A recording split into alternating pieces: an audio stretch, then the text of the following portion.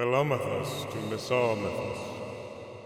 You look at trees and label them just so, but trees are trees, and growing is to grow. You walk the earth and lead with solemn pace, one of the many minor globes of space. A star's a star, some matter in a ball, compelled to courses mathematical, amid the regimented cold inane, where destined atoms are each moment slain, at bidding of a will to which we bend and must, but only dimly apprehend. Great processes march on, as time unrolls, from dark beginnings to uncertain goal. And as on page or written without a clue, with script and limning packed of various hue, an endless multitude of forms appear, some grim, some frail, some beautiful, some queer, each alien, except as kin from one, remote from origo, gnat, man, stone, and sun. God made the Petraeus rocks, the arboreal trees, Tellurian earth, and stellar stars and leaves, homuncular men who walk upon the ground, with nerves that tingle touched by light and sound, the movements of the sea, the wind and boughs, green grass, the large, slow oddity of cows. Thunder and lightning, birds that wheel and cry, slime crawling up from mud to live and die. These each are duly registered in print, the brain's contortions with a separate tint.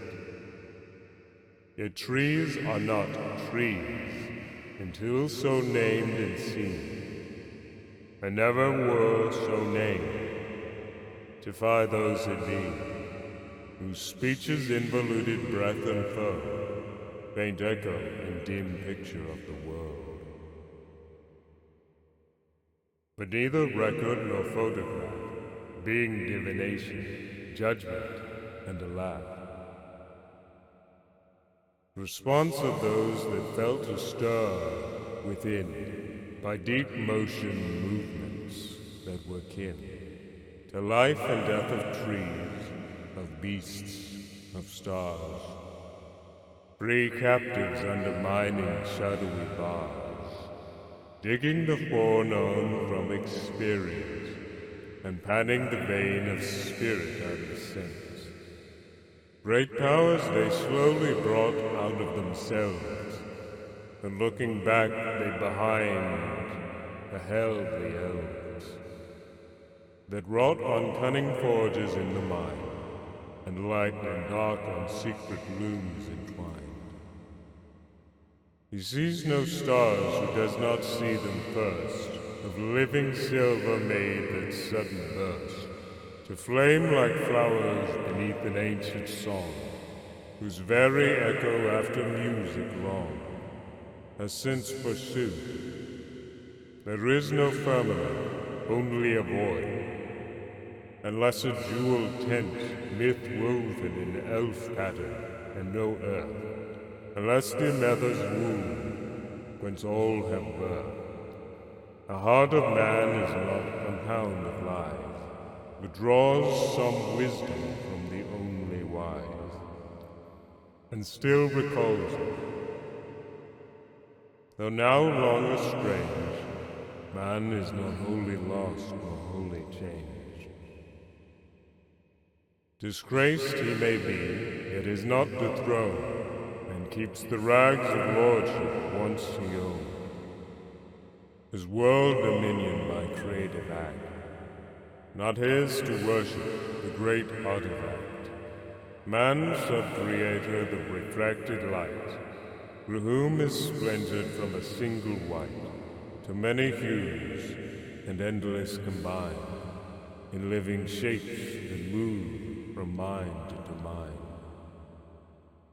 Though all the crannies of the world we filled with elves and goblins, who we dared to build, gods and their houses out of dark and night, and sowed the seed of dragons, was our right.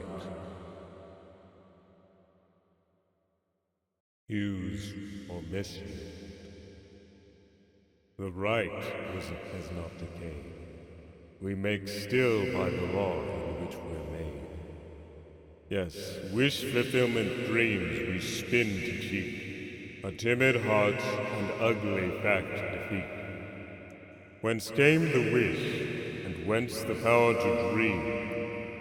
For some things fair, and others ugly deem. All wishes are not idle, nor in vain. Fulfillment we devise, for pain is pain, not for itself to be desired but ill, or else to strive or to subdue the will. Alike were graceless, and of evil this alone is deadly certain, evil is.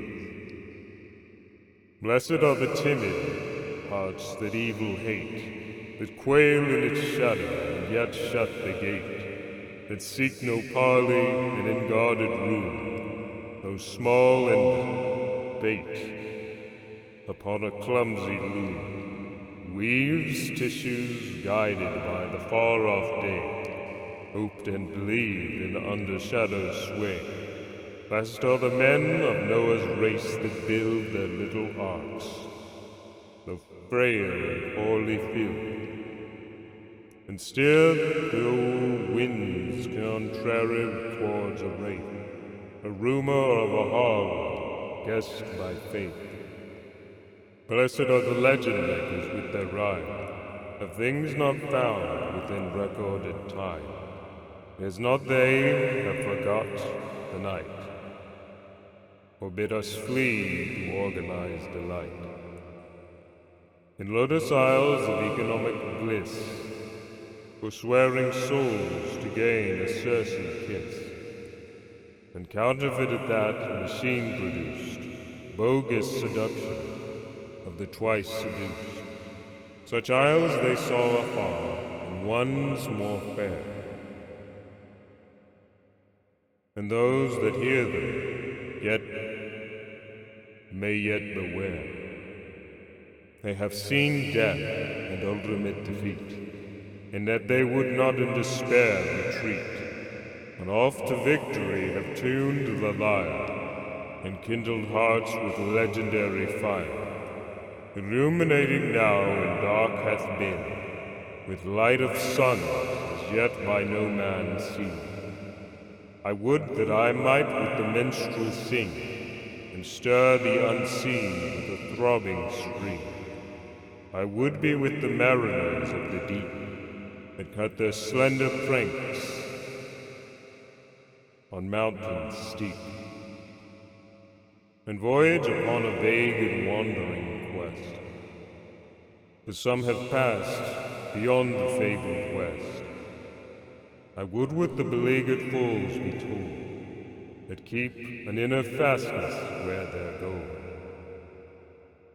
Impure and scanty, yet they loyally bring to mint an image blurred of distant king.